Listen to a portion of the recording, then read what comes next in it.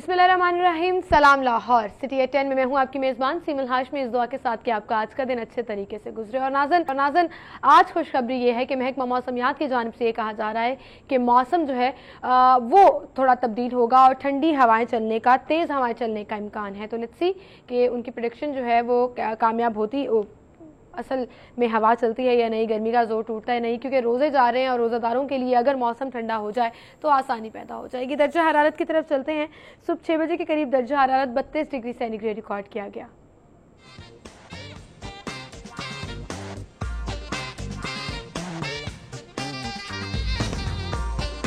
नौ बजे 36 degree centigrade और 12 बजे 41 डिग्री सेंटीग्रेड।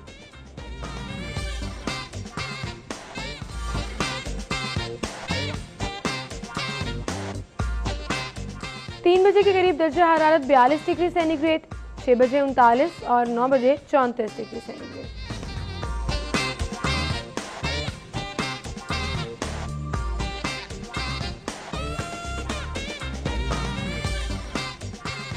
और अब चलते हैं टॉप स्टोरीज की जानिब। आज की हमारी डेली सिटी 42 की लीड स्टोरी, 29 करोड़ की हेपेटाइटिस अद्वियात बरामदे में पड़े पड़े जाया हो गई।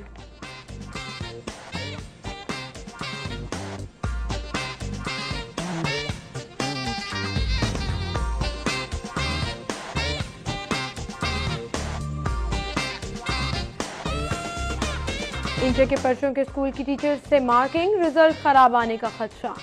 डीजी एंटी करप्शन के लिए मनपसंद ऑफिसर ना मिल सका, 3 माह से सीट खाली।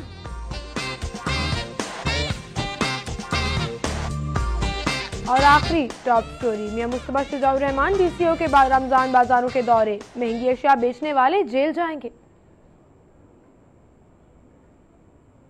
ये थे हमारी टॉप स्टोरीज, जिनको हम डिस्कस करेंगे। स्टूडियो में हमारे साथ सिटी 42 के सीनियर रिपोर्टर्स मौजूद हैं, जाहिद चौधरी और इमरान यूनुस। अस्सलाम वालेकुम, आप दोनों को खुशामदीद कहेंगे। सबसे पहले आगाज करेंगे टॉप स्टोरी से। जाहिद साहब, डीजी हेल्थ ऑफिस, 29 करोड़ की हेपेटाइटिस अद्वियात बरामदे में पड़े पड़े खराब हो गए। ये ऐसे ही है, बिल्कुल इसमें कोई एम्बिग्यूटी नहीं है, बल्कि क्लियर बात है कि ये जितनी भी मेडिसिन खरीदी गई थी 29 करोड़ रुपया खर्च किया गया इस पर। और ये सबसे बड़ी जो इसमें अलमिया है वो ये कि 2 साल गुज़श्ता जो 2 साल पिछले गुजरे हैं उसमें सरकारी अस्पतालों में हेपेटाइटिस कंट्रोल प्रोग्राम के तहत कोई दवा ख़रीद कर जो है वो सप्लाई नहीं की गई।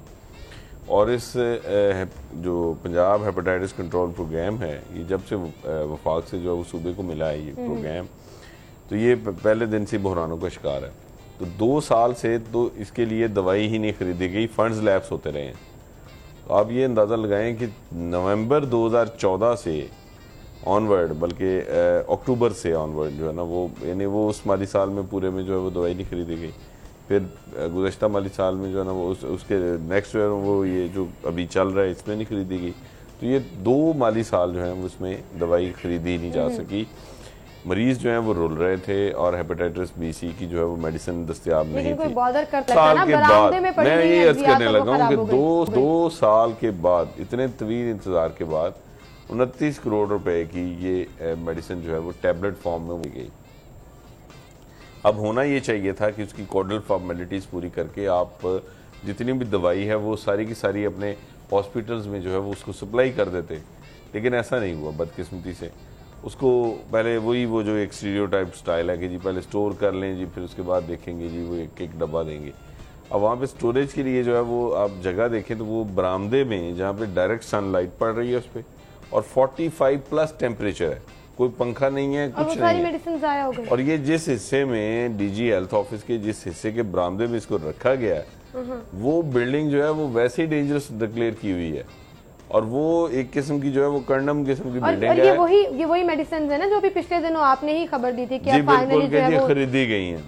और बड़ी खुशखबरी है कि लोग जो हैं वो जो हेपेटाइटिस के पेशेंट हैं उनको जो है वो बहुत बड़ी उनके लिए खुशखबरी कि 2 साल के तवील इंतजार के बाद जो है वो दवाई खरीद ली है। लेकिन वो जो दवाई खरीद ली है आप उससे ये देखेंगे 2 हफ्ते से जो उसको जो है वो रखा कहाँ पे हुआ है जिससे वो दवाई ज़ाया हो गई, क्योंकि 25 डिग्री टेम्परेचर उसने क्रॉस किया, वो अपनी एफिकेसी खो देगी। अब आप उसको लैब टेस्ट कर लें, कुछ कर लें, उसमें उसके इंग्रेडिएंट्स तो आ जाएंगे, लेकिन उसका जो इफेक्ट है, जो उसकी एफिकेसी है, वो खत्म हो बेचारे गरीब रुल रहे हैं। और हेपेटाइटिस का इलाज महंगा तरीन इलाज, ये स्टेट ऑफ अफेयर्स इससे अंदाजा लगा रहे हैं ना आप। और आपकी नाहली की हालत ये है कि 29 करोड़ रुपए आपने बरामदे में रख के जाया कर दिए। और महकमा सेहत जो प्राइमरी एंड सेकेंडरी हेल्थ जो है वो कहाँ सोया पड़ा है, उसके अरबाब इख्तियार वहाँ पे क्या कर रहे हैं, किस किस्म की जो है वो, कितने की ये लोग कंसर्न है, कितनी की विजिलेंस है, कितनी गुड गवर्नेंस है, इस सारे का अंदाजा आप जो है वो ये हेपेटाइटिस कंट्रोल प्रोग्राम अब हेल्थ की खुल के जो है वो बेहिसी तो सामने आ गई है कि ना उनको कोई कंसर्न है कि अगर आवाम गरीब है या बीमार है तो उसका इलाज मुफ्त अद्वियात फराहम करनी है, उनको किसी चीज से कोई सरोकार नहीं है, अपनी चीजें चला कर। बड़ी काबिल रहम बात है कि हमेशा उन्हीं प्रोजेक्ट्स के फंड जो हैं वो लैब्स होते हैं या वही प्रोजेक्ट जो हैं वो नामुकम्मल होते हैं जो अवामी फलाह के होते हैं। अब ये देखें 29 करोड़ की बात अगर की जाए, ये सिर्फ 29 करोड़ की बात नहीं है, बात ये है कि 2 साल के इंतजार के बाद ये मेडिसिन जो हैं वो खरीदी गई हैं, वो भी उस मर्ज के लिए जो कि तेजी से फैल रहा है लाहौर में, चाहे वो आलूदा पानी की वजह से फैल रहा हो या किसी और वजह से। लेकिन ये देखिए हेपेटाइटिस का मर्ज जो है वो बहुत तेजी से फैल रहा है। 2 साल बाद ये मेडिसिन खरीदी गई है और बजाय हॉस्पिटल्स में देने के, जो कि अगर हॉस्पिटल्स में होती तो मे भी इनको स्टोर कर लिया जाता, क्योंकि उनमें तमाम तर ये जो मेडिसिन है उसको स्टोर करने के तमाम तर इंतजाम जो हैं वो होते हैं। इंतजाम भी है, और मैं ये कहूँगी उनमें शायद शऊर भी है कि उनको पता है कि उन्होंने रोजमर्रा देखिए ना, अब ये गरीब लोगों समझ से बाहर है कि एक स्टोर मौजूद है वहाँ पे, कम से कम ये है कि वो ठंडी जगह पे नहीं तो वो छांव वाली जगह पे रखेंगे। उसके मोस्टली जगहों पे जो है वो हॉस्पिटल्स में बेसमेंट में या ऐसी जगह पे उनके स्टोर्स हैं कि जहाँ वो दवाई बाहर आपको पड़ी हुई नजर नहीं आएगी। अच्छा, इनके पास भी हैं, लेकिन ये कि इन्होंने मैनेज ही नहीं किया, बॉदर ही नहीं किया ना, इन्होंने बॉदर नहीं किया। और लेकिन इसमें एक जो लास्ट वही द लास्ट होप कि कम से कम ये है कि इसका फौरी तौर पे वज़ीर आला पंजाब की जानिब से लंदन से इसका नोटिस लिया गया और जो पार्लिमानी सेक्रेटरी सेहत हैं ख्वाजा इमरान नज़ीर, उनको कहा गया कि फौरी आप इंक्वायरी करें, जो भी कल्प्रेट्स हैं उनकी निशानदेही की जाए। कमेटी बन गई, जी डेफिनेटली कमेटी बन गई, बस फिर तहकीकात अब सामने आ जाएगी। हमें पता है जिस तरह से अगर बात करें कमेटियों की तहकीकात सामने आती है, ऐसी कमेटियां कई बनती रही हैं। अगर हम स्पेशली महकमा हेल्थ की बात करें तो जो असल जिम्मेदार होते हैं, लाइक अगर डीजी ऑफिस में पड़ी हुई थी ये मेडिसिन तो किसकी जिम्मेदारी थी? नो डाउट निचला अमला जो है उसी को फारिग कर दिया जाएगा। डेफिनेटली निचले अमले का तो फैसला नहीं होता जी, ना उसको सजा दी जा सकती है और वो किसी सूरत भी लॉजिकल नहीं जाती है हमेशा। डेफिनेटली तो एक मेरे ख्याल में जिस तरह का जो है वो कल ये सीन क्रिएट हुआ है और जिस तरह उसके बाद जो है वो नोटिस लिया गया, आई होप के इसमें जो है वो कोई कार्रवाई होगी और मेरे ख्याल में ये होनी चाहिए, क्योंकि ये गवर्नमेंट की जो गुड गवर्नेंस है और उसके जो कंसर्न्स हैं उसके लिए भी ये बहुत ज़रूरी है कि ये जो वज़ीर आला ने कल और कल जो इसमें सबसे ज़्यादा जो मैं यही आपको बताना चाह रहा था, जो इम्पोर्टेंट चीज़ है कि चीफ मिनिस्टर ने इसका नोटिस लेने के बाद इसकी इंक्वायरी किसी सरकारी एहलकार, अफसर या ब्यूरोक्रेट पे नहीं डाली।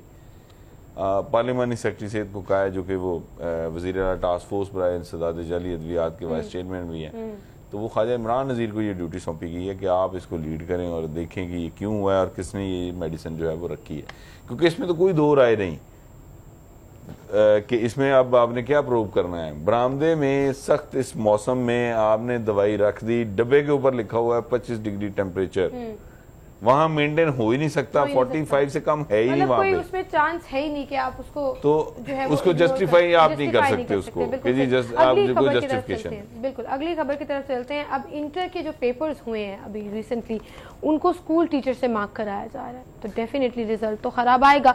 तो ये जो एजुकेशन डिपार्टमेंट को भी इग्नोर किया जा रहा है, हम किस डगर जा रहे हैं? कहीं कोई ऐसा डिपार्टमेंट है जहां हम तरक्की कर रहे हैं, जहां पर हम कुछ बेहतर रिजल्ट प्रोड्यूस कर रहे हैं? देखिए सिमर, अगर सरकारी सतह पे बात करें तो हमारे शहर में तालीम का पहले ही बहुत बुरा हाल है। रही सही कसर जो है वो ऐसे इकदाम जो हैं जो महकमा स्कूल की जानिब से या महकमा तालीम की जानिब से लिए जा रहे हैं कि एक तरफ तो आपने जो प्राइवेट तालीमी इदारे हैं, पहले ऐसे होता था कि प्राइवेट इदारे जो हैं उनके असातिज़ा से जो है वो मार्किंग करवाई जाती थी, अब वो चीज़ जो है ना वो पाबंदी लगा दी गई है गवर्नमेंट की जानिब से।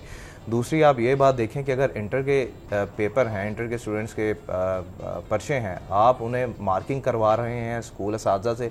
हम ये नहीं कहते कि वो असातिज़ा जो हैं उनकी काबिलियत इस काबिल नहीं होगी कि वो ये पेपर नहीं चेक कर सकते, लेकिन आप अप टू दी मार्क अगर आपने चेकिंग करवानी है, मार्किंग करवानी है, तो आप उन्हीं असातिज़ा को दें जो कि इस नसाब को पढ़ाते रहे हैं। आप स्कूलों में भिजवा देंगे। अब स्कूलों के जो सरकारी टीचर्स हैं उनकी सूरत हाल आप पहले देख लें, आप इनकी हाजिरियाँ चेक कर लें, आप इनका स्कूलों का मयार चेक कर लें, तो सारी चीज़ें आपके सामने आ जाएगी कि अब ये मार्किंग कैसी होगी। यकीनन ये बिल्कुल जुनैद रियाज की जो खबर है इसमें जो उसने बताया है कि जो तलबा हैं उनका जो मुस्तकबिल है वो दाव पर लग गया। तो इसमें वाकई कोई दो राय नहीं है। पता ही नहीं है कि किस तरह से कोर्स पढ़ाया गया है और क्राइटेरिया क्या था पढ़ाने का, उसके जवाब लेने का। तो इसके बाद मीडिया पर जब ये बातें उठाई जाएंगी, मीडिया पर जब ये बातें उठाई जाएंगी, उसके बाद फिर इसकी भी कमेटियां बना दी जाएंगी।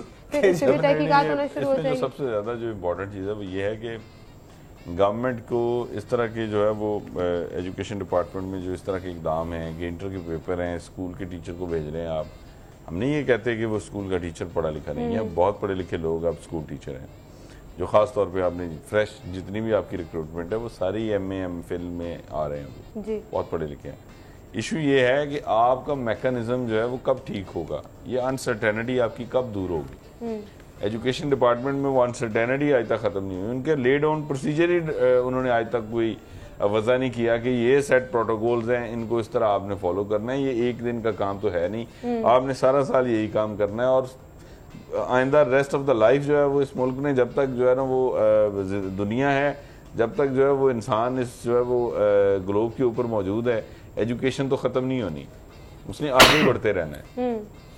तो मुझे नहीं समझ आती कि ये फिर एजुकेशन डिपार्टमेंट को मसला क्या है कि वो एक ही मरतबा जो है वो बैठ के ये सारे जो है वो अपने प्रोटोकॉल सेट करके उसके लिए जो है वो सारे कि कौन किस नोयत का जो पेपर है वो कौन चेक करेगा, कौन उसको जो है वो उसकी मार्किंग कर सकता है, कौन एलिजिबल होगा और कौन कौन लोग हमारे जो है उसके ऊपर पैनल पे होंगे जिनको हम ये ड्यूटी सौंप सकते हैं।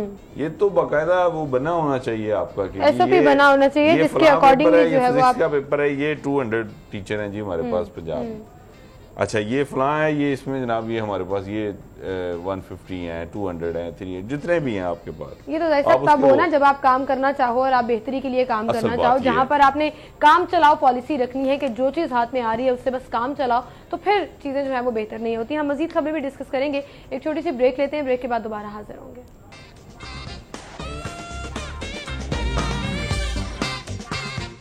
जी, गुफ्तगू का सिलसिला हम आगे बढ़ाएंगे, अगली खबर डिस्कस करेंगे। DG एंटी करप्शन के लिए मनपसंद ऑफिसर नहीं मिल रहे हैं। हमेशा ये देखा गया है कि ब्यूरोक्रेसी में जो हायर लेवल्स होते हैं वहाँ पर अपनी पसंद के अफसरान लगाए जाते हैं ताकि अपना काम निकलता रहे। अब 3 माह गुजर गए हैं, DG एंटी करप्शन की सीटें खाली पड़ी। पिछले कुछ सालों की अगर बात करें तो महकमा एंटी करप्शन की जानिब से भरपूर कार्रवाइयाँ की गई और इन कार्रवाइयों में देखा यह गया था कि जो सरकारी महकमों में अफसरान जो है, चाहे वो पुलिस के हो या कोई और इदारा हो, उसमें जो रिश्वत लेते पटवारी हों उनको गिरफ्तार कर लिया जाता था और बाकायदा तौर पर केसेस जो है वो चलाए जाते थे। अब देखिए इसमें 2-3 अहम चीज़ें हैं कि सरकारी अफसरान जो है बड़े पैमाने पर जो है वो कई चीज़ों का इंकशाफ हो रहा है कि वो भी जो है वो करप्शन के मामलात में शामिल है। तो मे भी अब ये चीज़ भी हो सकती है कि 3 माह से शायद DG एंटी करप्शन जो है वो अपनी मर्जी का लगाना चाहते हैं कि भाई जो हमारे अफसरान के खिलाफ भी कार्रवाइयाँ होने जा रही हैं या ज़ेरे इल्तवा हैं, उनके फैसले जो हैं वो अपनी मर्जी से करवाए जाए।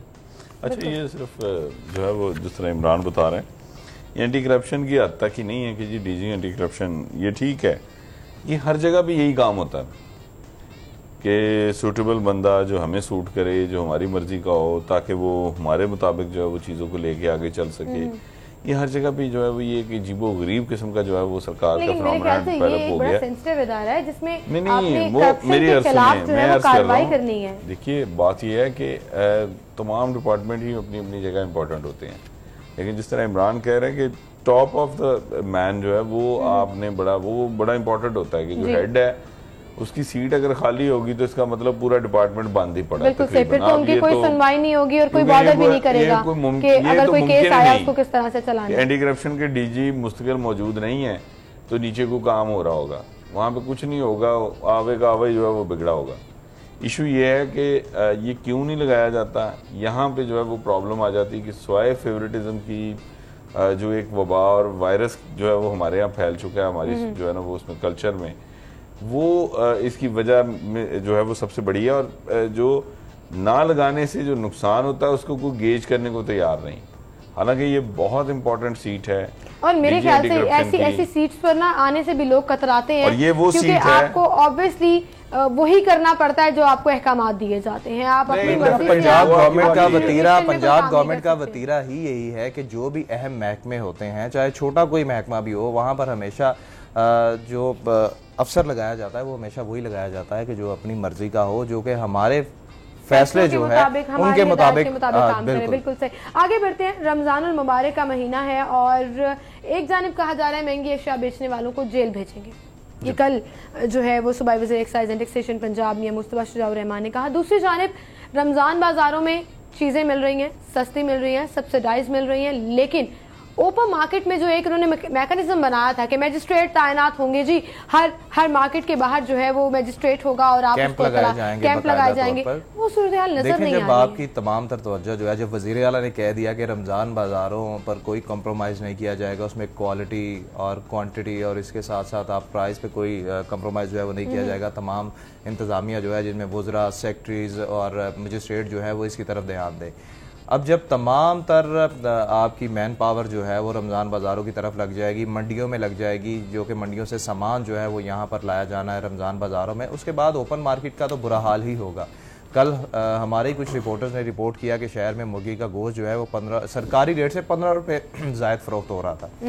देखें, अवाम जो है नो डाउट रमज़ान बाज़ार में सब्सिडी जो है वो दी जा रही है, क्वालिटी भी अच्छी मिल रही है, लेकिन वहाँ पर एक मखसूस तादाद जो है वही जा सकती है। हर बंदा तो रमज़ान बाज़ार में नहीं जा सकता। अगर किसी ने अपने गली मोहल्ले में, घर में, आप मार्केट से चीज़ लेनी है, उसके लिए भी सहूलतें देनी। ठीक है, आपने मजिस्ट्रेट की तादाद बढ़ा दी, 108 कर दिया, आपने क्रिटिकल मार्केट आइडेंटिफाई कर दी है जहाँ पर सरकारी नेकनामों पर अमल दरामद नहीं हो रहा, उन पर वहाँ पर आपने कैंप लगा दिया, लेकिन जब उन कैंपों में कोई होगा ही नहीं, ठीक है। और दूसरी बात ये, मैं चूंकि सिटी गवर्नमेंट की बीट करता हूँ तो मैं ये ज़रूर कहना चाहूँगा कि जब आपके मजिस्ट्रेट के माइंड में हो ही है कि आज यार मैंने 5 से 10 बंदे गिरफ्तार करने ही करने हैं, उसके माइंड में ये होगा ही नहीं कि यार मैंने रेट को कंट्रोल करना है, पब्लिक को कम नरखों पर अशिया खुरोनोश जो है वो मिले, वो बस गिरफ्तारियों की तरफ होगा। ये टास्क दिए गए हैं कि बाकायदा तौर पर आपने 5 से 10 बंदे लाजमी गिरफ्तार करने हैं। वो गिरफ्तार करें तब भी तो इबरत का निशान बनाया जा सकता है। वो तो आप ये देखिए, रोजाना सीमल रोजाना कल DCO captain retired Mohammad Usman ने वाज़े तौर पर ब्रीफिंग देते हुए मियां मुस्तफा शुजाउर रहमान को ये बताया कि रोजाना 100 के करीब जो है ना वो बंदे गिरफ्तार हो रहे हैं, रोजाना ये हो रहा है रोजाना। लेकिन फिर भी ओपन मार्केट में रेट ही नहीं कम हो रहा, आप काबू ही नहीं कर पा रहे। जितने गुजरा है तमाम बयान दे रहे हैं रमजान बाजारों के हवाले से। इवन वज़ीर आला जो है वो रमजान बाजारों की बात करें, ओपन मार्केट, ये उनको पूछना चाहिए ना सरकार को, गवर्नमेंट को। कल चीफ मिनिस्टर का स्टेटमेंट भी यही है कि जी रमजान बाजारों में आप इंश्योर करें, जो है वो वीडियो लिंक के जरिए भी उन्होंने यही कहा कि हर चीज इंश्योर करें। मसला ये है कि ये कौन कहता है मजिस्ट्रेट को कि आप बंदे पकड़ के रोजाना कार्रवाई डालें। जाहिर है जो डिस्ट्रिक्ट गवर्नमेंट को हेड करता है वो कहेगा ना कि जी ये कार्रवाई डालें, और ऊपर वो कार्रवाई डाल रहा होगा कि आज हमने जी ये 100 बंदा पकड़ लिया है। भैया आप मैकेनिज्म ठीक करें, आप सिस्टम ठीक करें, उसकी तरफ कोई तवज्जो नहीं देता। जब पूरी डिस्ट्रिक्ट गवर्नमेंट की जो हायरार्की है वो ऊपर से नीचे तक सिर्फ नंबर टूंगने के ऊपर लगी होगी, और सिर्फ जो है वो इस बात पे लगे होंगे सारे के सारे अफसरान और पूरी जिली इंतजामिया और उसके सरबराहान कि जनाब हमने जो है ना वो सब अच्छा की रिपोर्ट देनी और बताना है कि जी वाह वाह हमने कमाल कर दिया, ये देखें जी 100 ग्राम फरोश पकड़ लिया है, ये फरां कर दिया। पहली बात तो ये कि ये आपकी अप्रोच ही जो है वो फरसूदा है कि हमने जो है वो ग्राम फरोशी के ऊपर लोगों को मुकदमे दर्ज करने हैं, अंदर करना है, जेल भेज देंगे, फलां कर देंगे। What does it mean? भैया मैकेनिज्म ऐसा डेवलप करेंगे आपको जरूरत ही ना पड़े, उस तरफ आप आते नहीं, आप डिलीवरी की तरफ आते नहीं है, सिर्फ नंबर बनाने के जो है वो तरफ लगे हुए हैं। पॉसिबल नहीं है ना जब तक अगले आप सामने वाले को सजा का डर नहीं देंगे। यहाँ पे हालात बेहतर नहीं होते, ये तो वतीरा बन चुका है ना हम लोगों का। देखिए गिरफ्तारियों से कितना डर बैठा लोगों में। सीमल मेरी बात सुने, देखें आप किसी भी जगह जाते हैं एक मैकेनिज्म बना हुआ ना, आप किसी बड़े स्टोर पे जाएं, उसमें बहुत सारी मल्टीनेशनल की जो है वो चीजें, बहुत सारी कंपनीज की चीजें रेट लिस्ट उस पे अवेजा हैं, वो चल रही हैं, वो आपको उसी रेट के ऊपर या उसके ऊपर भी वो सब्सिडाइज कर देंगे, आपको वो आपको मिल जाती है। हर जगह पे तो आपकी ओवर चार्जिंग नहीं हो रही, हर जगह पे आपके बिल्कुल ये कॉन्सेप्ट पहली बात है कि क्लियर कर लेना चाहिए कि आपकी जो मार्केट के जो ताजर हैं वो हर जगह पे कोई ओवर चार्जिंग नहीं करता। उसकी वजह कि मार्केट फोर्सेस खुद से बहुत बड़ा प्रेशर होती हैं आपकी मार्केट के अंदर जो कंपटीशन है उसके अंदर आपको बहुत सारी चीजों का खुद ही लिहाज करना पड़ता है और ख्याल रखना पड़ता है कि आपकी क्वालिटी और आपकी प्राइस, ये लेकिन दोनों चीजें बहरहाल जो है वो ओपन उससे ना मार्केट निकलें। में सरकारी प्रॉब्लम क्या है? नेमनामे के नहीं मुताबिक नहीं, तो आप आमद सुने ना, नहीं हो रहा ना। अच्छा मैं आपको साफ साफ बता देता हूँ, आपने 31 रमजान बाजार लगाए हैं, जिले हुकूमत का कितना स्टाफ है जी? बेतहाशा हजारों लाखों में है ना। जिले इंतजामिया का नहीं, साथ दीगर अच्छा, महकमे भी टाउन इन्वॉल्व भी किए है, हुए उसके हैं बाद आपने। जनाब एलडी है, वासा है, टीपा है, सिविल फलां डिफेंस है, सारे ही हैं। अच्छा, इंडस्ट्री है, तमाम अब महकमे। लेबर डिपार्टमेंट है जी, उसके बाद जी आपकी मार्केट कमेटी है, ये सारे के सारे भी तो आपके रमजान बाजार के ऊपर माजरत के साथ बोझ है ना। इनको भी तो बहुत सस्ती और बहुत जो है ना वो नॉमिनल प्राइस के ऊपर सारी सब्सिडाइज करके चीजें देनी है। मुझे ये बताएं, जो दुकानदार आपके अफसरान के घरों में सब्जियां पहुंचाएंगे और इस रमजान और मुबारक के बाबरकत महीने में भी ये हरकतें होंगी, तो वहां पे आप फिर किस किस्म के जो है ना वो प्राइस मैकेनिज्म इंश्योर करेंगे, किस तरह आप चीजें सस्ती देंगे? पिछले साल के इशू ये है, देखिए बात बड़ी रमजान सिंपल, बाजारों में बड़ी हालात सिंपल बेहतर हैं, है। छापे नहीं, मारे ये जा अब आप रहे हैं। कह कल भी दें, ख्वाजा इमरान नजीर ने दो छापा चीजें बड़ी मारा और important उन्होंने वहां पर मुअत्तल भी किया। चीजें जो है वो देखिए सेंसिटिव मेरी ले बात रहे हैं, सुने। लेकिन सिर्फ रमजान बाजार की हद तक बहस ये है, ओपन मार्केट को टैकल नहीं किया नहीं जा नहीं, रहा। वो मेरी यार सुनने, वो तो खैर कैपेसिटी नहीं है ना आपकी गवर्नमेंट की, डिस्ट्रिक्ट गवर्नमेंट की कैपेसिटी नहीं है, उसकी इस्तादात ही खत्म हो गई हुई है। वो तो गुज़श्ता अच्छा, एक इमरान लंबे भाई, अरसे आप से उस फील्ड काबिल में ही भी नहीं रह गए गई हैं, कि कल वो परसों भी गए हैं और 100% आज भी शहर आप को इंशाल्लाह जाएंगे। केटर कर तो सके।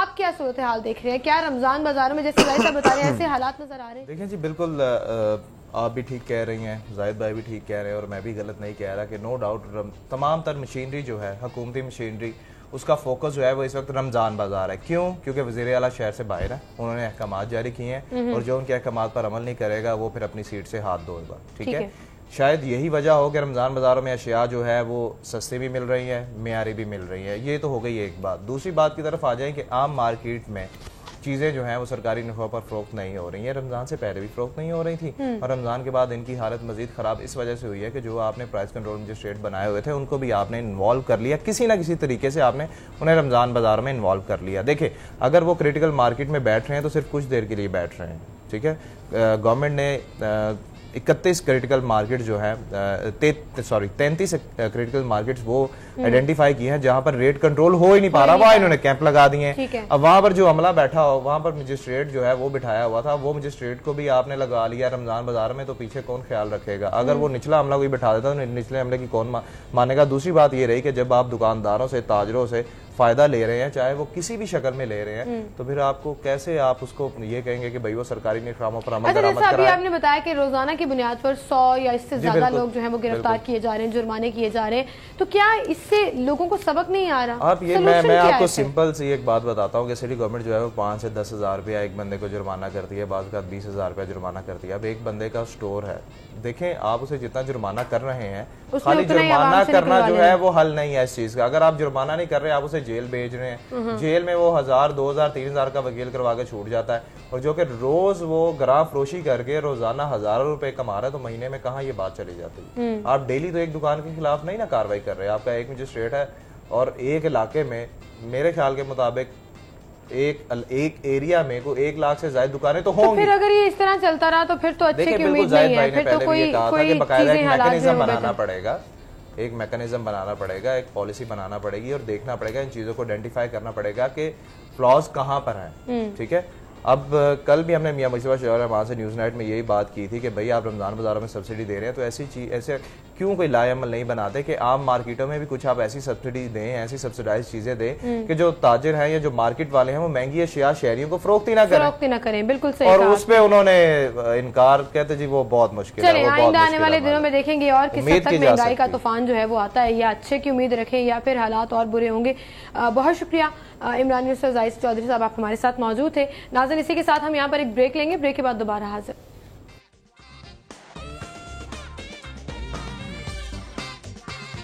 वेलकम बैक नाज़रीन, सेगमेंट्स की तरफ चलेंगे। सबसे पहले सेल्स और प्रमोशंस आपको बताऊंगी बचत बाजार में।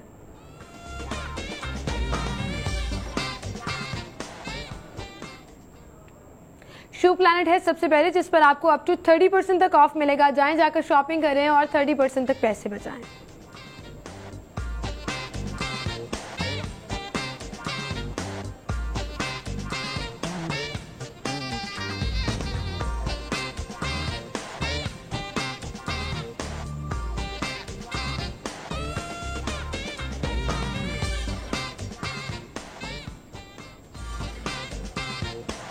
नेक्स्ट ब्रांड है आउटफिटर्स, जिस पर आपको 50% तक ऑफ मिलेगा।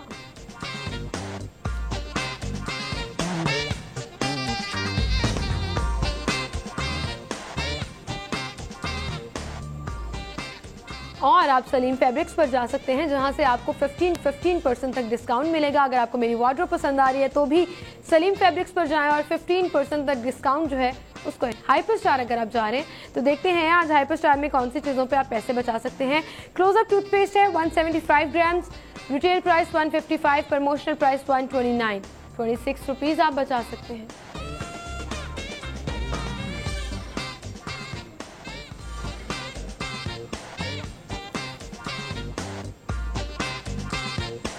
Blue band margarine 500 grams, retail price 245, promotional price 205, 40 rupees आप बचा सकते हैं।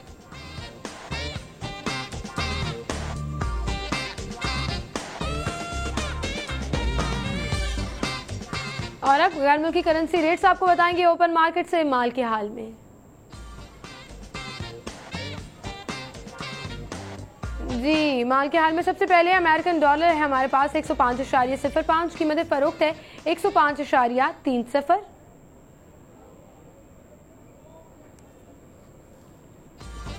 पाउंड स्टर्लिंग कीमत खरीद 151, कीमत फरोख्त है 151.70।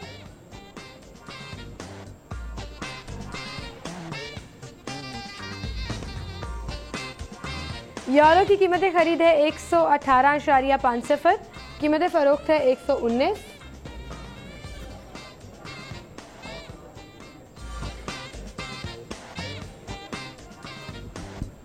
सऊदी रियाल कीमत खरीद 27.75, कीमत फरोख्त है 27.90।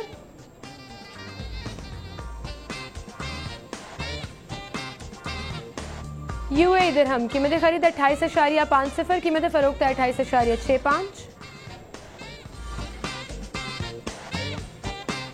कुवैती दिनार कीमत खरीद 344, कीमत फरोख्त है 346।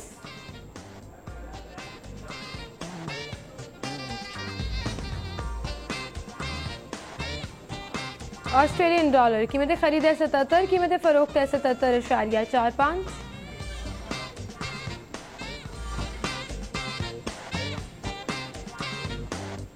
जैपनीज येन कीमत खरीद है 0.95, कीमत फरोख्त है 0.98। स्विस फ्रैंक कीमत खरीद 106.75, कीमत फरोख्त है 107.65।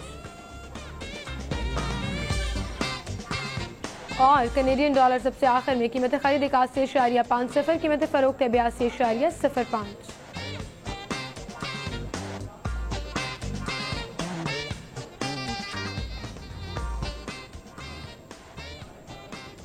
और अब अगला सेगमेंट शामिल करेंगे आज के भाव।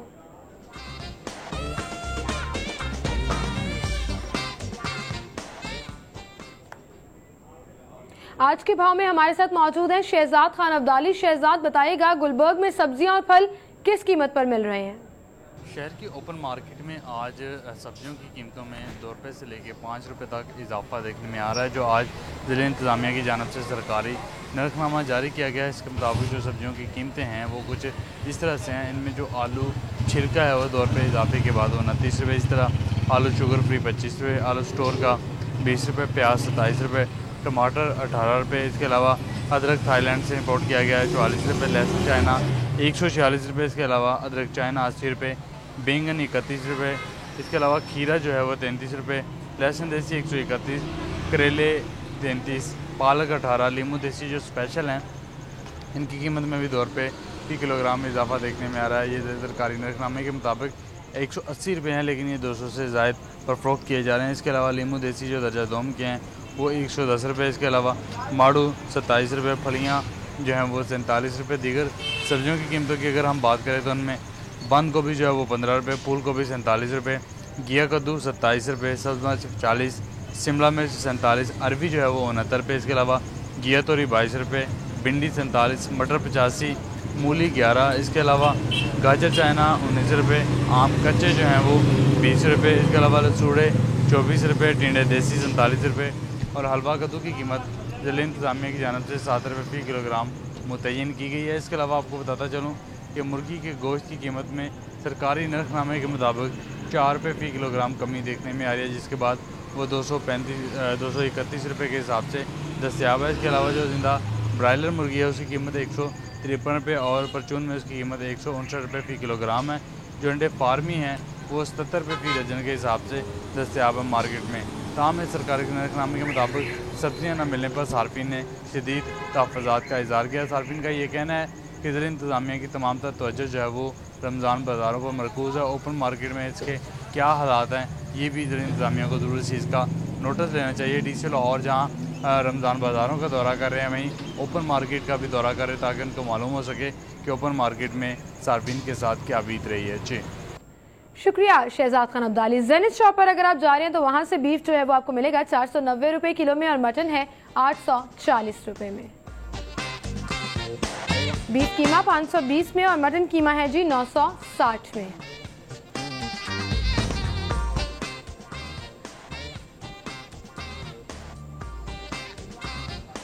ग्रामीण रेट के मुताबिक जिंदा मुर्गी 159 रुपये और उसका बना हुआ गोश्त 231 रुपये में।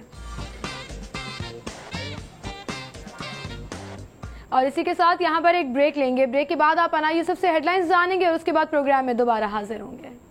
खुशामदीद कहेंगे आपको स्टूडियो में। और नाज़रीन इस वक्त मेरे साथ स्टूडियो में एसपी इन्वेस्टिगेशन सदर मौजूद हैं आतिफ नज़ीर साहब। उनसे हम बात करेंगे। अस्सलाम वालेकुम एसपी साहब, क्या हाल चाल है? सर सबसे पहले तो मैं ये जानना चाहूँगी आपकी पहली पोस्टिंग है लाहौर में जी, और लाहौर कैसा लगा आपको? लाहौर तो शुरू से ही, चूँकि मेरी एजुकेशन भी जो है वो लाहौर से है, तो वो लाहौर शुरू से ही एक फैसिनेटिंग प्लेस था।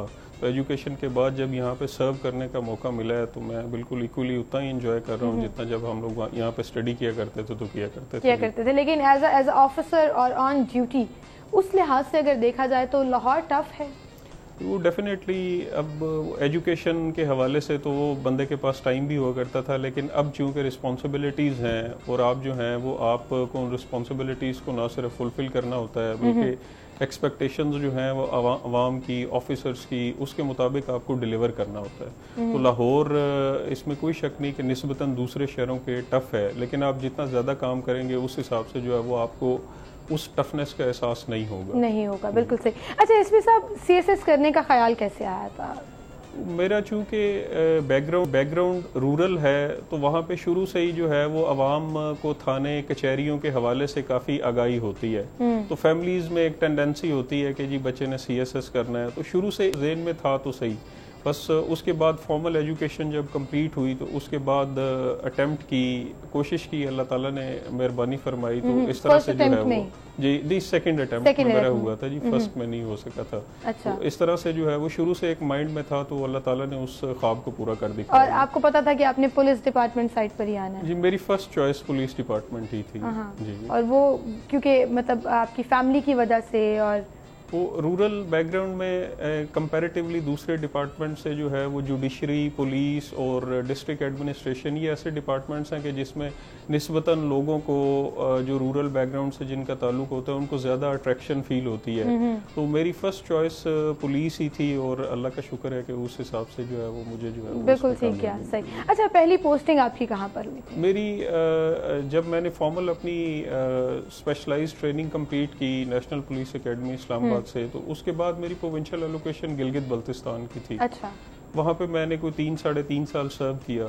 उसके बाद 2014 के एंड पे जो है वो मैं वापस पंजाब मेरी जो है वो पोस्टिंग हुई और पंजाब में बतौर एसपी मेरी फर्स्ट पोस्टिंग थी एसपी सदर मुल्तान। अच्छा। वहाँ पे तकरीबन मैं सवा साल सर्व करने के बाद फिर ये जब रूटीन में ट्रांसफ़र पोस्टिंग्स हुई तो अभी रिसेंटली मैंने तकरीबन कोई 2-2.25 माह हुए हैं मैंने यहाँ पे लाहौर आके एसपी सदर इन्वेस्टिगेशन ज्वाइन किया। बिल्कुल सही। अच्छा गिलगित बल्तिस्तान में अगर हम पुलिसिंग की बात करें तो वहाँ पर और पंजाब की पुलिसिंग का अगर आप कंपैरिजन करें तो कैसे कंपैरिजन होगा? तो उसमें मैं गुजारिश करूँगा कि निस्बतन जो क्राइम है या जो क्राइम का पैटर्न है वो गिलगित बल्तिस्तान के पंजाब के हवाले से गिलगित बल्तिस्तान में क्राइम ना सिर्फ कम है बल्कि एक इतना हीनियस किस्म का क्राइम जो है वो वहाँ पे मौजूद नहीं है। इंटेंसिटी क्राइम की जो है वो लो है। बाज़ दफ़ा ये होता है चूँकि वहाँ पे सेक्टेरियन डिवाइड जो है वो मौजूद है, तो बाज़ दफ़ा किसी क्राइम को टिल्ट किया जाता है या उसको सेक्टेरियन रंग देने की कोशिश की जाती है, लेकिन चूँकि क्राइम वैसे ओवरऑल इन नंबर्स कम है तो इस वजह से वहाँ पे क्राइम का इतना आपके पास प्रेशर नहीं होता, आपके पास वैसे फ्री टाइम अवेलेबल होता है। लेकिन उस हवाले से अगर कंपैरेटिव एनालिसिस उसका पंजाब के साथ किया जाए तो पंजाब में चूँकि जो है इसमें कोई शक नहीं कि आपके पास मैन पावर निस्बतन ज़्यादा मौजूद है, आपके पास फैसिलिटीज़ ज़्यादा मौजूद है, लेकिन उसी तरह से पंजाब में क्राइम भी ज़्यादा हो रहा है। तो उसको वर्क आउट करने के लिए या क्राइम की प्रिवेंशन के लिए आपको गिलगित की निस्बतन यहाँ पे बहुत ज़्यादा काम करना पड़ेगा, तब पॉसिबल होगा कि ना सिर्फ क्राइम जो है वो प्रिवेंट हो सकेगा, बल्कि इन केस अगर प्रिवेंट नहीं हो सका तो फिर होने के बाद वो वर्क आउट हो जाएगा। बिल्कुल सही। अच्छा, लाहौर के बारे में कहा जाता है क्योंकि सेंटर ऑफ अटेंशन है और एक मेजर सिटी है, मेट्रोपॉलिटन शहर है, जब आपकी यहाँ ट्रांसफ़र हो रही थी सो ऑब्वियसली आपको आइडिया होगा कि यहाँ पर क्राइम की सूरत हाल क्या है, यहाँ पर लॉ एंड ऑर्डर की सिचुएशन क्या है, और फिर पुलिसिंग के और बहुत से काम होते हैं, कोई इवेंट होता है उसकी प्लानिंग करनी होती है, सिक्योरिटी के हवाले से, तो ये सारी चीज़ें मतलब यू हैड देम कि आपने इसको प्लान आउट किस तरह से करना है जब आप यहाँ पर होंगे? ये बिल्कुल मेरे ज़हन में बिल्कुल ऐसा था, चूँकि लाहौर जैसे आपने कहा है कि सेंटर ऑफ एक्टिविटी है, तो लाहौर में जो है वो जो मैं समझता हूँ कि सबसे इम्पोर्टेंट जो थिंक है, जो सबसे इम्पोर्टेंट जो चीज़ है वो है आपका प्रॉम्प्ट रिस्पांस।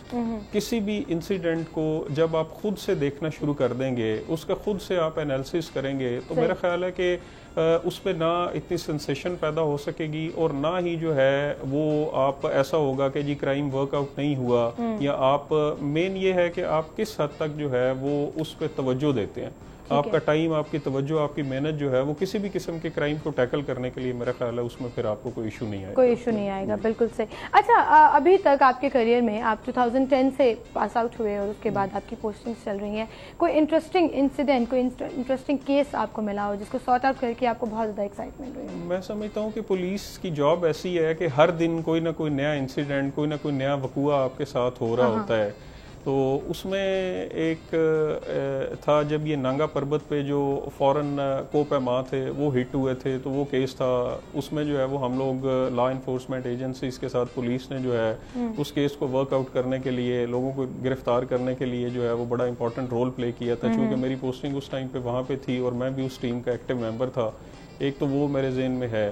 फिर इसके अलावा जो है जब मुल्तान में पोस्टेड था तो वहाँ पे कच्चे के एरिए में हम लोगों ने जो है वो पुलिस ने अपने ओन रिसोर्सेज को बेस बना के, तो हम लोगों ने कच्चे के एरिए में जो एरिया मुल्तान का डिस्ट्रिक्ट मुजफ्फरगढ़ के साथ लिंक करता है, दरियाई बेल्ट जो हमारी है, वहाँ पे हम लोगों ने ऑपरेशन किया और अल्हम्दुलिल्लाह उसमें 5-6 ऐसे मोस्ट वांटेड क्रिमिनल्स थे जो कि पिछले 8-10-12 सालों से जो है वो मुल्तान के लिए और मुल्तान के लोगों के लिए दर्द सर बने हुए थे। तो वो भी एक बड़ा मुझे वो मेरे जहन में आता है कि ऐसा इंसिडेंट है कि जिसमें अल्लाह ताला ने पुलिस को बड़ी इंपॉर्टेंट उसमें कामयाबियां दी थी।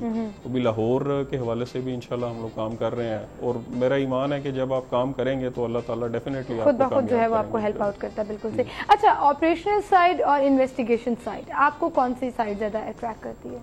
मैं समझता हूँ कि दोनों की अपनी अहमियत है, दोनों की अहमियत से इनकार नहीं किया जा सकता, लेकिन अगर इन्वेस्टिगेशन विंग को देखा जाए तो इन्वेस्टिगेशन में जो है वो काम करने के हवाले से, सीखने के हवाले से और लोगों के जो जेन्युइन कंसर्न्स हैं उनको एड्रेस करने के हवाले से आपके पास रूम जो है वो ज़्यादा अवेलेबल होता है।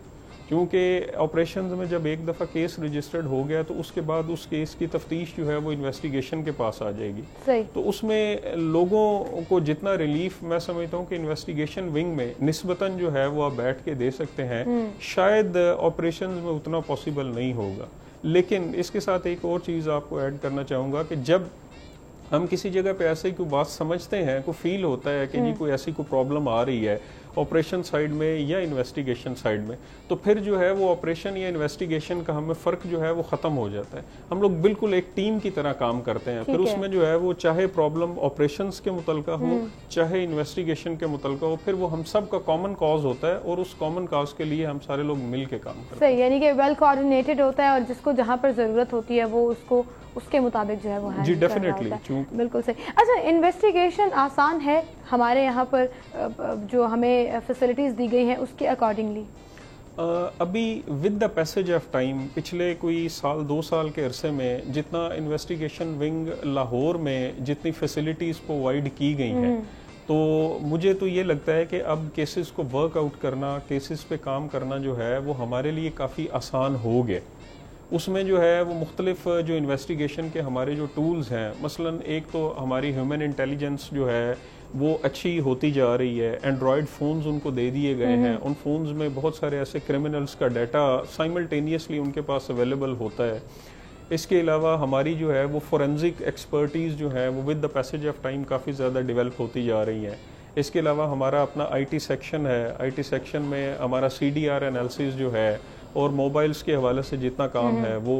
इसके अलावा लाहौर पुलिस को मैं समझता हूँ कि ये क्रेडिट जाता है कि जितने भी क्रिमिनल्स का डाटा है, अल्हम्दुलिल्लाह I am very please to share कि जी हमारे पास हम उस डाटा के, पूरे पंजाब के डाटा के कस्टोडियन बन गए हैं जी। अच्छा। हमारे पास 5-5.5 लाख के करीब क्रिमिनल्स का डाटा इस वक्त अवेलेबल है। अच्छा। तो कोई भी अगर पर्टिकुलर क्राइम किसी जगह पे कमिट होता है तो हमारे सबसे पास पहले उसको क्रॉस मैच किया जाता है। एग्जैक्टली उसको जो है वो हमारे पास ये जो 5-6 बड़े इंपॉर्टेंट रिसोर्सेज हमारे पास अवेलेबल हैं, हर तरीका से हम लोग जो है वो इन्वेस्टिगेशन को परखते हैं, जानते हैं और अल्लाह का शुक्र है कि मेजॉरिटी ऑफ केसेस जो है वो हम लोग वर्कआउट करने में बिल्कुल सही। एसपी साहब, यहीं से हम गुफ्तगू का सिलसिला आगे बढ़ाएंगे, लेकिन नाज़रीन अभी आपको ले चलेंगे model town Minhajul Quran secretariat, जहां पर सरबरा Awami Tehreek doctor Tahirul Qadri video link के जरिए खिताब कर रहे हैं।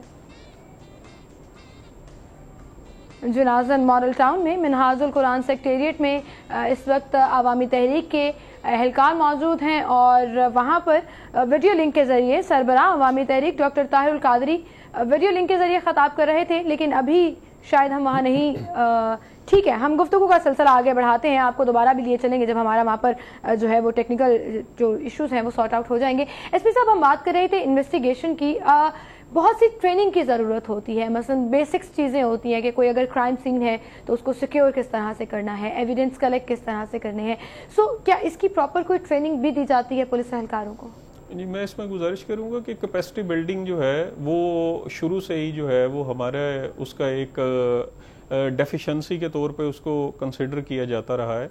तो उसमें जो है वो कैपेसिटी बिल्डिंग के हमारे कोर्सेज जो हैं वो रेगुलरली इन्वेस्टिगेशन के लिए और ऑपरेशन साइड दोनों के लिए जो है वो डिस्ट्रिक्ट पुलिस लाइंस जो हमारी है किला गुजर सिंह, वहाँ पे भी जो है वो मुनक्कद होते हैं। इसके अलावा बाहर से भी जो है वो हम लेक्चरर्स और इंस्ट्रक्टर्स जो हैं वो उनको हम लोग इनवाइट करके, तो हमारे जितने भी इन्वेस्टिगेशन ऑफिसर्स हैं या ऑपरेशन साइड्स के हमारे ऑफिसर्स जो हैं वो उनको ना सिर्फ ट्रेनिंग दी जाती है, बल्कि मुझे बाज़ दफ़ा किसी भी क्राइम सीन पे जाके ये बड़ी खुशी होती है कि जो लोग हैं उनमें खुद भी अल्लाह ना करे किसी के घर में अगर कोई वारदात होती है तो लोगों में खुद भी बड़ी एक सेंस ऑफ अवेयरनेस डेवलप हो गई है कि अगर वारदात जाए वकुआ को वो खुद भी जो है वो छेड़ने नहीं देते, बल्कि वो कहते हैं कि नहीं जी आपकी क्राइम सीन मोबाइल आएगी या फोरेंसिक एक्सपर्ट्स आएंगे तो वो फिंगरप्रिंट्स लिफ्ट करेंगे या दूसरी ऐसी कोई अगर एविडेंस को मिलता है उसको लिफ्ट करेंगे। उसके बाद फिर हम लोग खुद भी देखेंगे कि जी हमारा क्या नुकसान हुआ है या दूसरे लोगों को हम लोग तब एक्सेस देंगे।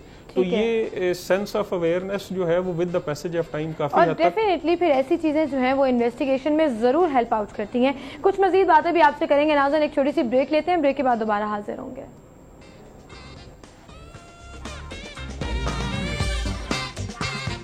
वेलकम बैक नाज़रीन, गुफ्तगू का सिलसिला हम आगे बढ़ाएंगे। एसपी साहब, सदर के इलाके में आप पोस्टेड हैं अभी, इस इलाके को ज़रा डिफाइन कीजिएगा, क्राइम के लिहाज से, प्रॉब्लम्स के लिहाज से किस तरह का इलाका है ये? इसमें मैं गुजारिश करूं कि ये ज़्यादातर जो सदर डिवीज़न है it is consisted of green town township, Johar town, Chung, Hinjarwal, Manga Mandi, सुंदर साइड, उसमें ये बैरिया आ जाता है, रायवेंड सिटी आ जाता है।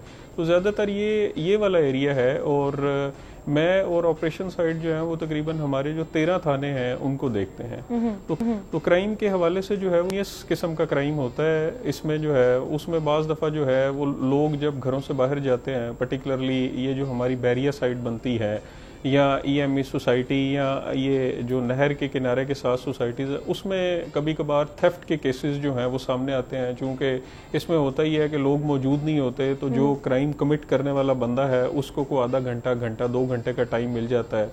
इस तरह के केसेस हैं। बाज़ दफ़ा जो है वो सड़क पे ये मोबाइल स्नैचिंग और पर्स स्नैचिंग और इस तरह के भी केसेस हो जाते हैं। लेकिन वो जैसे मैंने पहले आपको गुजारिश की कि इन तमाम लोगों का डाटा जो है, कुछ नए लोग भी क्राइम करते हैं, कुछ वही लोग जो एक दफ़ा जेल से रिहा हो के ज़मानत पे वापस आ जाते हैं, वही लोग जो हैं वो काम करते अच्छा, हैं। एक ऐसा सिस्टम भी तो बनाया था कि जो एक दफा जेल से होकर जाएंगे उनकी पर मंथ जो है वो प्रोबेशन पे रिहा होंगे और फिर पर मंथ उनकी हाजिरी भी लगा करेगी, उनकी एक्टिविटीज के ऊपर भी नजर रखा जाएगा। तो इज इट ह्यूमनली पॉसिबल और उस पर किस हद तक अमल दरामद हो रहा है? जी, उस पर मैं गुजारिश करता हूँ, बिल्कुल ये पॉसिबल भी है, और इस पे जो लोग भी जो हैं वो जेल से रिहा होते हैं उनका डाटा डेली बेस पे हमारे पास अपडेट होता है। तो वो हम लोग, हमारे जो आईयूज हैं, ये जो हमारी ऑपरेशन साइट्स है, उनको हम लोग आगे फर्दर टास्किंग करते हैं कि आपने XYZ अलफ बे जीम ये बंदा है, इस क्राइम में ये जेल से रिहा हो गया है, आपने इसकी एक्टिविटीज को मॉनिटर करना है। तो वो फिर वो ना सिर्फ हम लोग उनको मॉनिटर कर रहे होते हैं, बल्कि इन केस जो है वो अगर किसी ऐसी खास जगह पे कोई वारदात होती है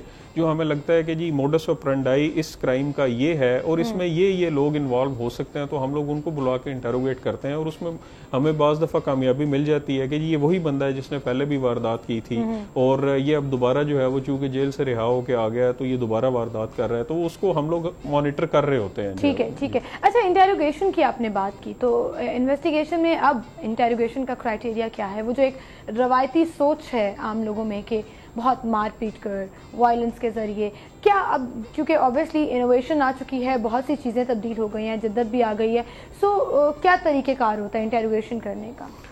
इसमें जो रिवायती तरीक़ाकार है उसमें मैं अगर रिवायती तरीक़ाकार को एफिलिएट करूं टॉर्चर के साथ, तो मेरा ख्याल ये है कि जितने भी हमारे सीनियर ऑफिसर्स हैं, बशमूल हमारे, मैं भी उसमें शामिल हूँ, हम लोग बड़ा कैटेगोरिकली इस चीज़ को जो है वो डिनाई करते हैं और डिस्करेज करते हैं कि टॉर्चर जो है वो कोई तरीक़ाकार नहीं है इन्वेस्टिगेशन को पाया तकमील तक पहुंचाने के लिए।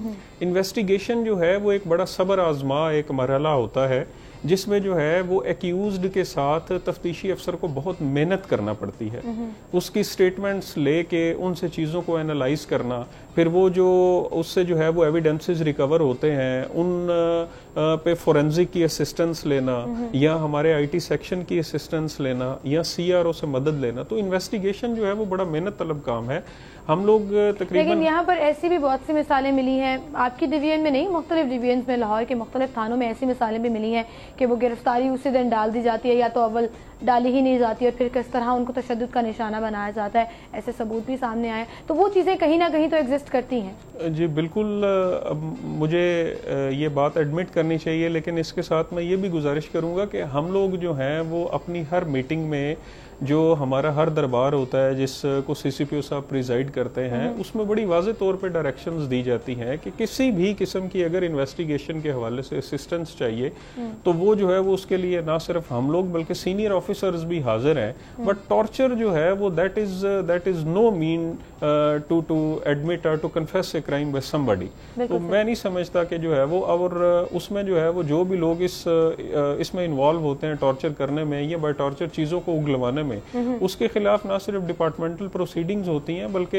ये जो है वो हमारी इवन लाहौर पुलिस की पॉलिसी के अगेंस्ट है। ठीक है जी, ठीक है। अच्छा, इन्वेस्टिगेशन डिपार्टमेंट जो है वो आपको बहुत ज़्यादा क्यूरियस कर देता है और क्यूरियोसिटी मेरे ख्याल से आपको हेल्प भी करती है बहुत दफ़ा केस को सॉर्ट आउट करने में, लेकिन फिर आप नॉर्मल लाइफ में भी शायद उतने ही क्यूरियस हो जाते हो, ऐसा होता है? नहीं, वो यूजुअली जब ऑफिस से उठते हैं जी तो उस टाइम पे जो है वो पुलिस वाला जो माइंडसेट होता है वो वहीं पे रख के तो उठते हैं, क्योंकि फैमिली को जब जाके आपने टाइम देना होता है, उनके साथ टाइम गुजारना होता है, तो वो क्यूरियोसिटी जो है वो आपको वहाँ पे हेल्प नहीं करती है। वो मेरे ख्याल से शायद फिर आपके लिए नुकसान का बायस बन रही होती है कि घर आके भी वही काम हो रहा है, लेकिन टाइम फैमिली को जो मैनेज करना होता है, जो फैमिली को के लिए टाइम निकालना होता है, वो कितना मुश्किल है? वो मेरा ख्याल है कि मैनेजमेंट का इशू है, तो अगर हम लोग जो हैं वो कोशिश करें तो टाइम निकल ही आता है। कोई ऐसा इशू नहीं है कि जी मतलब पुलिस की जॉब में जो है वो आपको फैमिली के लिए टाइम नहीं मिलेगा या आपकी पर्सनल लाइफ जो है वो हर्ट हो जाएगी। अब ये चीज़ें हैं कि आपको मैनेजमेंट जो है वो उसकी मैनेजमेंट स्किल्स आपके पास होनी चाहिए। आप फैमिली के लिए टाइम जो है वो मैनेज कर लेते हैं, अगर कभी कभार कोई इशू आ भी जाए तो आई एम श्योर कि उसको जो है वो सॉर्ट आउट कर लिया जाता है। और फैमिली अंडरस्टैंड करती है अगर आपकी 24/7 जॉब है और आपने कभी भी आपको बुलाया जा सकता है, कुछ भी हो सकता है, फिर आपको ऑन ड्यूटी जाना पड़ता है, तो फैमिली अंडरस्टैंड करती है, मिसेज अंडरस्टैंड करती है? इनिशियली थोड़ा सा वो होता था कि जी मतलब ये अब दफ्तर के लिए ज़्यादा वो टाइम निकालते हैं, लेकिन with the passage of time अब उनको बेहतर इस चीज़ का आइडिया हो गया है कि इनकी जॉब इतनी डायनामिक और चैलेंजिंग किस्म की होती जा रही है कि इनके लिए जो है वो उसको टाइम देना जो है वो इंतहाई ज़रूरी है। चूँकि अगर आप डिलीवर नहीं कर सकेंगे तो फिर जो है वो आप जो है उस कंपटीशन से और आप जो सर्विस है या जो आपके ऑफिसर्स की एक्सपेक्टेशंस होती हैं आप उससे आउट हो जाते हैं। तो फैमिली डेफिनेटली अब इसको अंडरस्टैंड करना पड़ता है। अच्छा, लेकिन घर का एसपी कौन है? मतलब घर में ऑर्डर्स किसके चलते हैं? घर में तो आपको पता है जो है वो ऑर्डर्स जो है वो एक ही एसपी होता है, जो यानी कि जो बाहर के एसपी हैं वो घर जाके एसपी नहीं होते। वो घर जाके ये बिल्कुल सही कहा आपने। अच्छा, coming back on the policing, हम किस तरह मुमकिन बना सकते हैं कि लोगों के साथ पुलिस का जो एक राब्ता है वो बहाल हो सके? आपने बहुत दफ़ा देखा भी होगा कि जब कोई क्राइम हो जाता है और कोई राजधानी की वारदात आती है तो लोग 10 दफ़ा सोचते हैं पुलिस के पास जाने के लिए, और ये आम फहम है। सो वो जो एक गैप है कम्युनिकेशन, व्हाट यू थिंक कि उसको किस तरह से आप जो है वो कवर अप कर सकते हैं? उसमें ये एक ऐसा एक टॉपिक है कि जो कि शुरू से जब से मैं सर्विस में आया हूँ तो हमारा यही होता है कि हमारा जो पुलिस का जो गैप है between police and community, that has to be reduced, that has to be at minimum level. तो उसमें जो है अपना कम्युनिटी को इंगेज करना, कम्युनिटी को जो है वो ये कॉन्फिडेंस देना और कम्युनिटी को ये बात बावर करवाना कि पुलिस जो है वो उनके लिए है। पुलिस का काम लॉ एंड ऑर्डर को मेंटेन करना है, और अगर उनके साथ किसी किस्म की कोई वारदात हो जाती है तो ना सिर्फ पुलिस का ये काम है कि उस वारदात को वर्कआउट करेंगे, बल्कि उस पुलिस का ये भी काम है कि वो जो एग्रीव्ड पार्टी है उसको कॉन्फिडेंस दिया जाए कि हम लोग आपके लिए हैं, हम लोग आपके लिए काम करेंगे। और दूसरा, हमारे जो दफातर हैं पुलिस ऑफिसर्स के जो हैं वो पब्लिक ऑफिसेज हैं, उन्हें हमारे दफातर में आने के लिए किसी चिट की, किसी रेफरेंस की कतई तौर पे कोई ज़रूरत नहीं है। हम लोग दफ्तर में बैठे होते हैं तो उनकी कंप्लेंट सुनने के लिए और उनके प्रॉब्लम्स जो हैं वो हल करने के लिए बैठे हुए हैं। तो यही चीज़ जो है जो हमारे दरमियान है, यही चीज़ हम लोग अपने जो हमारे लोअर सबऑर्डिनेट्स हैं उनमें इनकलकेट करने की कोशिश करते हैं कि पुलिस स्टेशन जो है वो चूँकि बेसिक एक इकाई है हमारे इसकी पुलिसिंग की और पुलिस स्ट्रक्चर की, तो उसको बेहतर बनाने के लिए जो है वो हम लोग काम कर भी रहे हैं। उसमें फ्रंट डेस्क बन रहे हैं, उसमें हम लोगों ने एडमिन ऑफिसर्स को बिठाया हुआ है कि कोई भी बंदा अगर आता है तो उसको कोई ना कोई हमारा पुलिस ऑफिसर ऐसा मौजूद होना चाहिए जो कि उसको डील करे, उसका इशू सुने और उसका इशू एड्रेस करवाने के लिए जिस हद तक मुमकिन हो वो कोशिश करे। और आप विक्रम की बात सुन लें तो उसकी आधी परेशानी जो है वो खत्म हो जाती है कि एटलीस्ट मेरी कोई बात सुनने वाला बैठा हुआ है और उसने मेरी जो है वो सुनवाई हो गई। आगे रिजल्ट आना, किस तरह से केस लेकर चलेगा, वो तो एक अलग बात हो जाती है। इसमें मैं एक और चीज़ ऐड करूंगा कि हम लोगों ने अभी रिसेंटली जो है वो एक प्रैक्टिस शुरू की है अल्टरनेट डिस्प्यूट रेजोल्यूशंस के हवाले से भी। मैंने ये, जैसे आप कह रही हैं, मैंने बहुत सारी ऐसे उसमें केसेस में सुना है कि अगर आप दोनों पार्टियों को बिठा के उनको थोड़ा सा टाइम दे देते हैं, दोनों फ्री कैन की बात सुन लेते हैं, तो जो पेटी इश्यूज होते हैं वो उनके आप अपने ऑफिस में ही रिजॉल्व करवा देते हैं। बिल्कुल और दोनों फ्रीक जो है वो आपसे खुश होकर जाते हैं कि किसी भी पुलिस ऑफिसर ने ना सिर्फ उनकी बात सुनी है बल्कि उनके इशू को उसने एड्रेस करवा दिया। और ये हमारी जो कोशिश है ये हमारे तमाम पुलिस ऑफिसर्स के ऑफिसेज में चल भी रही है और अल्हम्दुलिल्लाह जो है वो ये बड़ी सक्सेसफुल जा रही है कि हम लोगों ने लोगों को अपने इश्यूज के अलावा उनको एक अल्टरनेट डिस्प्यूट रेजोल्यूशन फोरम भी प्रोवाइड किया हुआ है कि कोई भी बंदा किसी इशू के साथ अगर मेरे दफ्तर में आता है तो ये मेरी पूरी कोशिश होगी कि मैं उस बंदे का इशू जो है वो एड्रेस करके तो उसको वापस भिजवाऊं। अच्छा, एक और चीज जो पुलिस डिपार्टमेंट के हवाले से बात की जाती है कि जब अदालतों में पेश किया जाता है मुल्जिमान को और जब केस चल रहा होता है तो अक्सर ये रिमार्क्स भी आते हैं कि पुलिस ने प्रॉपर चालान पेश नहीं किया। ये इसका मतलब क्या है और इसकी रीज़न क्या है कि क्यों प्रॉपर चालान उस तरह से पेश नहीं किया जाता, या फिर आप उससे कन्फेशन ले लेते हैं, सारी चीज़ें इन्वेस्टिगेशन में क्लियर हो जाती हैं, आगे जाके वो बरी भी हो जाते हैं, उस तरह से वो गवाहान जो है वो गवाही भी नहीं दे रहे होते। ये इस सारे सिनेरियो को आप किस तरह देखते हैं? मैं समझता हूँ कि कन्विक्शन के हवाले से जो है जो हमारा पूरा का पूरा जो जुडिशल सिस्टम हमारा है उस तमाम को जो है वो कलेक्टिवली देखने की ज़रूरत है। उसको अगर एनालाइज किया जाए, उसको अगर देखा जाए तो उसमें जो फॉल्ट जो है वो हमारे पार्ट पे आ रहा है उसको भी एड्रेस किया जाए, और अगर कोई इस किस्म का इशू है जिसका कि benefit of the doubt accused को कोर्ट की तरफ से जाता है तो उसको भी देखा जाए, उसको वर्कआउट किया जाए।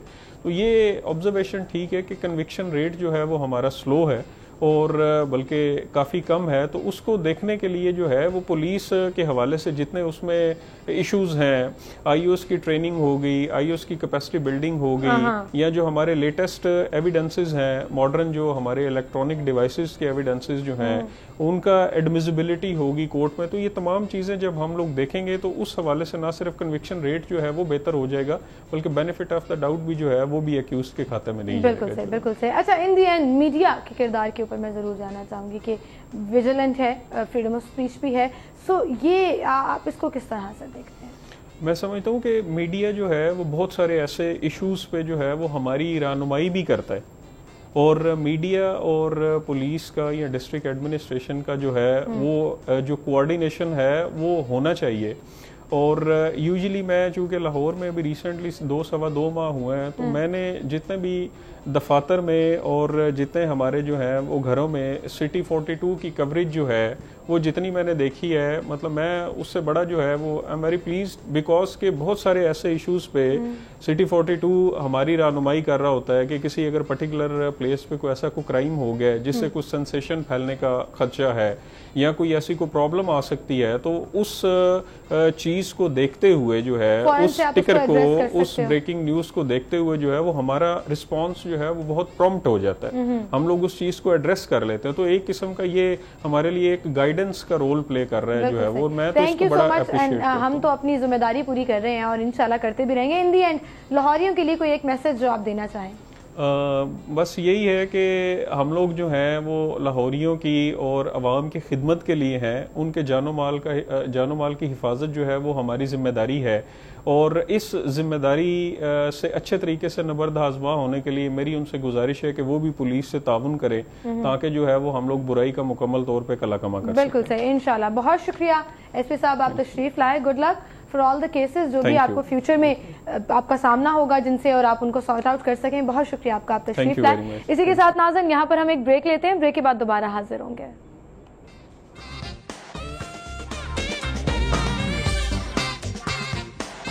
वेलकम बैक नाज़रीन, अगला सेगमेंट शामिल करेंगे मेरा शहर लाहौर।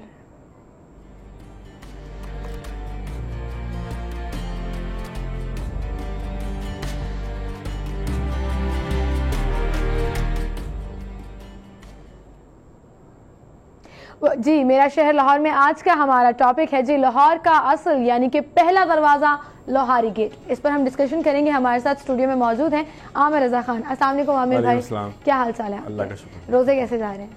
रोजे अच्छे जा रहे हैं। आज दूसरा रोजा है? आज दूसरा है और अभी तो इब्तदा है, इब्तदा इश्क है।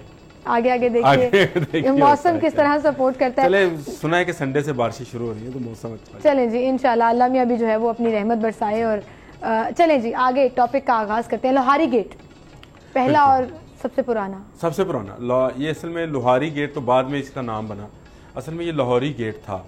और इसकी बुनियादी वजह ये थी कि ये अनाज की सबसे बड़ी मंडी थी लाहौर शहर में। अनाज की जो सबसे बड़ी मंडी थी वो यही लोहारी दरवाज़ा था, और इसी वजह से जो ताजर बाहर से आते थे, जो किसान बाहर से आते थे, वो यहीं से एंट्री करते थे, और इसीलिए इसको लाहौरी दरवाज़ा कहा गया, जो बाद में बिगड़ते बिगड़ते लोहारी दरवाज़ा बन गया। कुछ मौरखीन जो हैं इसको लोहारों के साथ भी अटैच करते हैं, लेकिन वो गलत बात है। अच्छा, मैं ये सोचती जो अनाज मंडी है वो पुरानी है, जहाँ पे लोहारों के भट्टे पुराने नहीं थे।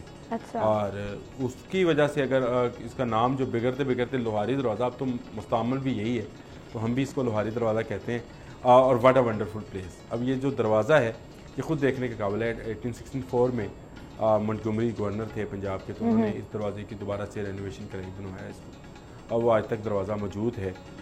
गो तजावजात ने इसको भी बुरी तरह से ख़राब किया है। और सबसे बड़ी मज़े की बात है कि इस दरवाजे से अगर आप अंदर एंटर हों तो लेफ़्ट साइड पे जो पहला महला आता है वो आता है तीर गरा, जो तीर बनाया करते थे। अच्छा।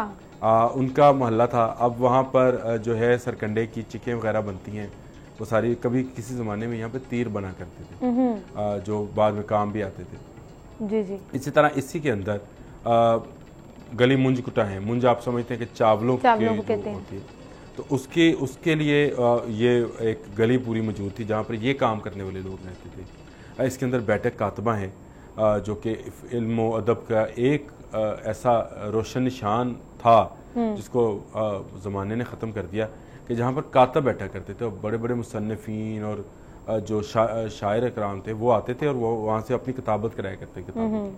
वो बैठक कातमा का अब मलबा बाकी है और हुकूमत को चाहिए कि उस मलबे को बचा ले। इस दरवाज़े की क्या बात करें कि इस दरवाज़े के अंदर बेशुमार ऐसी हवेलियाँ, ऐसे मकानात मौजूद हैं जिनका रिश्ता मुग़लों के साथ जा मिलता है, जिनका रिश्ता सिख दौर से मिलता है, अंग्रेज़ों के दौर से मिलता है। बहुत खूबसूरत एक चौकमत्ती की हवेली थी जो 40 लाख रुपए में बिकी और गवर्नमेंट उसको बचा नहीं सकी। अच्छा। सिर्फ 40 लाख रुपए में बिकी और वो गिरा दी गई। गवर्नमेंट की प्रायोरिटीज नहीं है ना, मतलब वरना तो इस तरह की तजावुजात नजर ना आती, वरना ये खूबसूरत जगह आज भी अपने असल कुछ हमारे जो मुंतखब नुमाइंदे हैं वो भी तवज्जो नहीं करते हैं। इसी हवेली के पास एक कूचा है, गली है जिसको पीर शराजी कहते हैं, जिसमें ख्वाजा साद रफ़ीक जहाँ पैदा हुए, जो आपके रेलवे के मिनिस्टर हैं, ख्वाजा सलमान जो मुशीर सेहत हैं वो पैदा हुए, बेगम फ़रहत रफ़ीक उनके वालिद ख्वाजा रफ़ीक वो उसी गली में रहते थे। फिर इसके अंदर एक मज़े की बात है, इसके अंदर लून मंडी है, जो नमक की पहली मंडी थी जिसको लून मंडी पंजाबी में कहते हैं, लेकिन खैर गालिब तो उसको गालिब ने भी लून का लफ्ज़ इस्तेमाल किया तो उसमें आता है। वो गली मौजूद है जो कि पुरानी लून मंडी थी। इसी तरह इसके अंदर चौक झंडा है जहाँ पर आज भी अनाज का काम होता है, अनाज का काम किया जाता है। अच्छा, सस्ता मिलता है वहाँ पे? हाँ, सस्ता है, लोगों को ये बड़ा इंटरेस्ट होता है। ये सस्ता भी है और अच्छा भी है और अप्रोचेबल भी है। जो लोग शहर के रहने वाले हैं उनके लिए ये एक अकबरी मंडी से हटकर एक ऐसी जगह है जहाँ से आपको अनाज, मिर्चें, दालें, मसाले ये मिलेंगे। और यहाँ की ख़ास बात जो है मैं समझता हूँ चावलों का आटा है। और मुझे याद है कि वो मेरे जैसे मोटे मोटे बैठे होते थे दुकानदार और वो लिखा होता था खरास को काटा, अंदर मशीन बाहर आटा। मुझे आज तक ये लफ्ज़ ही नहीं भूला। अच्छा, वो बोर्ड लगा होता था हरास, मतलब जो चावल का आटा बनाने वाली जो चक्की है हाँ। उसको बोलते थे। वो कहते थे खरास को काटा, अंदर मशीन बाहर आटा, यानी वो इसमें कोई जैली नहीं है, उसमें सब असली है। फिर इसी लोहारी के अंदर जो है अगर बात की जाए तो जामिया निज़ामिया रिजविया है जो कि बरसगीर पाको हिंद में जिसने बेशुमार उलमा इकराम को जन्म दिया और बेशुमार जो बरेलवी मसलक के हमारे उलमा दीन हैं वो वहाँ से फारगुल तहसील हैं और वहाँ की सनत को समझा जाता है। अब खाने पीने की बात कर लेते हैं तो खाने पीने में भी इस बाज़ार में कुछ बहुत स्पेशल चीज़ें हैं जो कि मिलती हैं। सबसे पहले जो है वो तो शेख चटखारा, वहाँ पर आपको दिन रात मिलेगी खाने की चीज़ें। और ऐसी दुकान है जिसमें लॉक नहीं है, ये 24 घंटे खुली रहती है। अच्छा, कई दुकानें ऐसी हैं जो कि 24 घंटे खुली रहती हैं, लेकिन इनमें से शेख चटखारा भी है। अब रमज़ान के दिनों में, रमज़ान के औकात में ये बंद होती होगी, लेकिन जो आम दिन है उसमें ये 24 घंटे खुली रहती है। और ये कि एक दुकान नहीं है, लोहारी के अंदर बेशुमार ऐसी दुकानें हैं खाने पीने की जो 24 घंटे खुली रहती है। और उसके बाद अगर बात ना की जाए तो हाजी निहारी जो कि वर्ल्ड फेमस मैं समझता हूँ, दिल्ली से ये ख़ानदान आया और आकर इसने लोहारी के अंदर अपना मस्कन बनाया और निहारी का काम शुरू किया। पाकिस्तान में निहारी इसी लोहारी दरवाजे के अंदर से इंट्रोड्यूस हुई, उसके बाद से ये फिर बाकी जगहों पर गई। लेकिन इस ख़ानदान की बहुत कंट्रीब्यूशन है और उसको ये टेस्ट जो है जो कि लाहौर, अंदरून लाहौर का टेस्ट नहीं था, दिल्ली वालों का टेस्ट था, उसको लाहौर में इंट्रोड्यूस कराया और अब इनका नाम तो वर्ल्ड फेमस है, वर्ल्ड फेमस हो गया। बिल्कुल। लेकर अच्छा, ये जो कहा जाता है कि ये लाहौर का पहला और असल दरवाज़ा, तो सबसे पहले क्या वाकई ये दरवाज़ा तामीर किया गया था? मैंने आपको बताया कि ये जो बाहर से ताजर आते थे या हमारे जो किसान हैं वो आते थे अपना गल्ला बेचने के लिए, तो इसी दरवाजे से एंट्री करते थे, तो उनके लिए लाहौर का यही दरवाज़ा था। ठीक ठीक ठीक। अब वो जो उनके लिए एक पहला दरवाज़ा था तो वो उसी को दरवाजे 13 दरवाजे मौजूद थे। लाहौर जब आबाद किया गया तो इसको जिस तरह से बनाया गया था तो उसकी फसील के साथ साथ 13 दरवाजे मौजूद थे, लेकिन क्योंकि ज़्यादा इस्तेमाल में ये दरवाज़ा आता था और सबसे लेट में ये बंद होता था दरवाज़ा। ये भी मैं आपको बता दूँ, ये बाकी शहर के जो इतने दरवाजे थे वो शाम मगरिब की नमाज के बाद बंद कर दिए जाते थे। ये वाक़ दरवाज़ा था जो रात 12 बजे भी खोला जा सकता था, क्योंकि जो बाहर से दूसरे शहरों से ताजर आते थे उनके काफिले जो हैं वो अगर तखीर का भी शिकार हो जाते थे, लेट भी हो जाते थे, उनके लिए दरवाज़ा खोल दिया। उनके लिए लाहौर की एंट्री यही थी, तो ये इसी को लाहौर का दरवाज़ा था जो बिगड़ते बिगड़ते, लेकिन जिसको हमने अब तजावुज़ात की नज़र कर दिया, तो अब इसका मतलब क्या हुकूमत इसको ठीक कर सकती है? हुकूमत ठीक कर सकती है, जिस तरह दिल्ली दरवाजे को इन्होंने ठीक किया, उसको रेनोवेशन की, गो उसका फ़ायदा उस हद तक नहीं हुआ, किसी हद तक हुआ। वहाँ तजावज़ात ने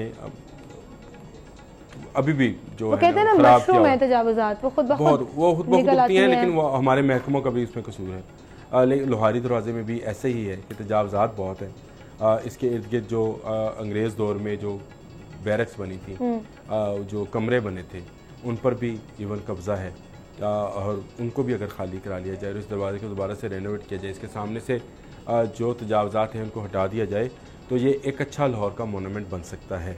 अगर कोशिश की जाए तो ये मोनूमेंट बन सकता है। वॉल सिटी अथॉरिटी ने कहा तो था कि वो 13 दरवाज़ों को बहाल करेंगे। जो दरवाजे पहले से मौजूद हैं उनका नंबर पहले था, लेकिन दिल्ली दरवाजे के बाद उनका भी काम रुका हुआ नज़र आता है।